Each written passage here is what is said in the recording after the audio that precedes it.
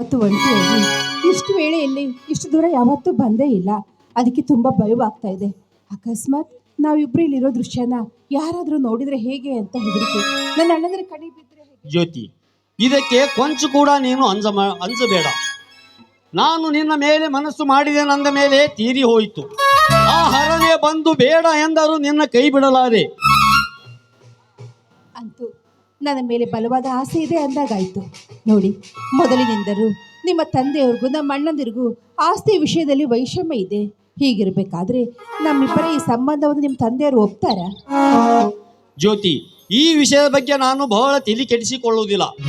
ಏಕೆಂದರೆ ನಮ್ಮ ತಂದೆಗೂ ನನಗೂ ಆಗಾಗ ಫ್ಯಾಕ್ಟರಿ ವಿಷಯವಾಗಿ ಮನೆಯಲ್ಲಿ ಕದನ ನಡೆಯುತ್ತಿದೆ. ಅಂದಾಗ ಈ ವಿಷಯ ಅವರ ಮುಂದೆ ಹೇಳಿದರೆ ಮತ್ತಿಷ್ಟು ಕೋಪಿಸಿಕೊಳ್ಳಬಹುದು. ಅವರೇನಂದರೇನು ಬಿಟ್ಟರೇನು, ಮದುವೆ ಮಾಡುವ ಗಂಟು ನಾನು ಧೈರ್ಯವಾಗಿರುವಾಗ ನೀನೇಕೆ ಚಿಂತಿಸುತ್ತಿರುವೆ? ಹಾಗಾದ್ರೆ ಈ ವಿಷಯನ ಮನೆಯಲ್ಲಿ ನಮ್ಮ ಅಣ್ಣಂದರಿಗೆ ತಿಳಿಸೋದು ಯಾರು? ಯಾಕೆಂದ್ರೆ ನಾನಂತರೂ ನಮ್ಮ ಅಣ್ಣನ ಮುಂದೆ ಕೂತ್ಕೊಂಡು ಈ ವಿಷಯ ಮಾತಾಡೋ ಹಾಗಿಲ್ಲ. ಯಾಕೆಂದ್ರೆ ನನ್ನ ಅಣ್ಣ ನನ್ನ ಪಾಲಿಗೆ ಹುಲಿ ಇದ್ದಾಗೆ. ಅಂದಮೇಲೆ ನೀವೇ ಒಂದ್ಸಲ ನಮ್ಮ ಮನೆಗೆ ಬಂದು ನಮ್ಮ ಅಣ್ಣ ಎದುರು ಕೂತ್ಕೊಂಡು ಈ ವಿಷಯ ಹೇಳಿದ್ರೆ ಒಳ್ಳೇದು ಅಂತ ಅನ್ನಿಸ್ತಾ ಇದೆ. ಆಯ್ತು ಜ್ಯೋತಿ, ಓಕೆ. ನೀನು ಹೇಳಿದ ಹಾಗೆ ನಿನ್ನ ಅಣ್ಣ ಶಿವಣ್ಣನಿಗೆ ಭೇಟಿಯಾಗಿ ನಿನ್ನ ಮದುವೆ ವಿಷಯವಾಗಿ ಮಾತನಾಡುತ್ತೇನೆ. ಅದಕ್ಕೆ ನೀನೇನು ಕೊಂಚ ಕೂಡ ಅಂಜಲಿಕ್ಕೆ ಹೋಗಬೇಡ. ಊರು ಬಿಟ್ಟು ಇತ್ತು ದೂರ ಬಂದಂತಾಯ್ತು. ಏನಾದರೂ ವಿಶೇಷ ಕಾಣಿಕೆ? ಹೋಗ್ರಿ, ದೂರ ನಿಲ್ಲಿ. ಈ ದೃಶ್ಯ ಯಾರಾದರೂ ನೋಡಿದ್ರೆ? ನೋಡ್ಲಿ ಬಿಡಿ, ನೋಡಿದವರು ಪ್ರೇಮಿಗಳು ಆಟ ಬಲು ಚಂದ ಅಂತ ನೋಡಿ ತಮ್ಮ ತಮ್ಮ ಕೆಲಸಕ್ಕೆ ಹೋಗುತ್ತಾರೆ. ಬಾನಲ್ಲಿ ಹಾರಾಡುವ ಹಕ್ಕಿಗಳು, ಗುಬ್ಬಿಗಳು, ಎಷ್ಟು ಚಂದ ನಕ್ಷತ್ರಗಳು ನಲಿತಿದ್ದೆ ನೋಡು. ಅದನ್ನು ನೋಡಿ ಮನಸ್ಸಿಗೆ ಆನಂದವೇ ಭಾಷ್ಯವಾಗುತ್ತಿದೆ ಅಲ್ಲವೇ? ನೀವು ಕವಿಯಂತೆ ಪ್ರೇಮ ಕವಿತೆಯಲ್ಲಿ ಮಾತಾಡ್ತಾ ಕೂತ್ರೆ ನಾವೇನಂತ ಮಾತಾಡಲಿ? ನಿಮ್ಮ ಕೈ ಸೆರೆಯಲ್ಲಿ ಬಂದಿಯಾದ ಹಕ್ಕಿ ನಾನು. ಹೀಗಿರಬೇಕಾದ್ರೆ ನಿಮ್ಮ ಹೃದಯಾಂಗಳದಲ್ಲಿ ಪ್ರೇಮ ಪಲ್ಲವಿನೇ ಹಾಡುವ ಗೀತೆಯ ಕೋಗಿಲೆ ನಾನಾಗಬೇಕಾ?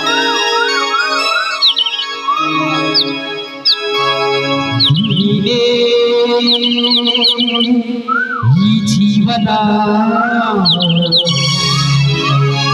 ನೀನೇ, ಈ ಜೀವನ ನನಗಾಗಿ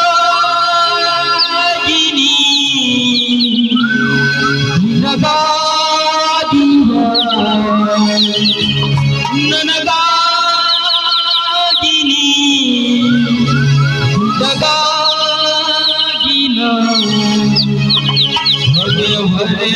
ಬದುಕಬೇಕು.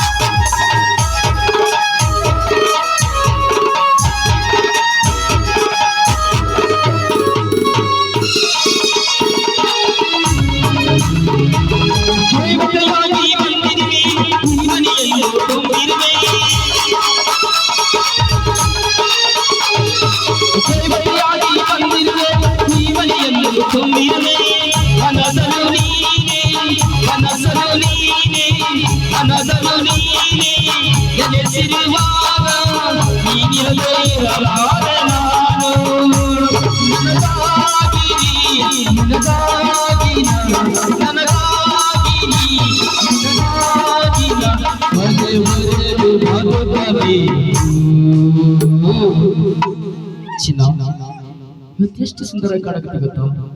ಆ ದೇವಾಲಯದಿಂದ ಅಪ್ಸರೆ ಸೆರೆಗಿರಬಾರದಂತಾಗಿದೆ. ಆಹಾ, ಎಷ್ಟು ನಾಚಿಕೆ!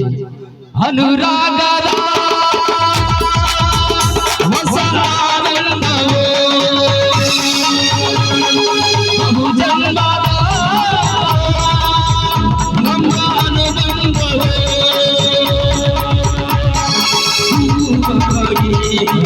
ಬಹುವಾಗಿ ಜೈನಾಗಿ ಅದು ಜೈನಾಗಿ ಜೀವನದ ಸಾಗರದಿ ಜೀವನದ ವರದಿ ನನಗಾಗಿ ನಿನಗಾಗಿ ಎಷ್ಟು ನಾಚಿಕೆ ನನಗಾಗಿ ನಿನಗಾಗಿ ಕೊನೆವರೆಗೂ ಬದುಕಬೇಕು ನೀನೇ ಜೀವನ ನೀನೇ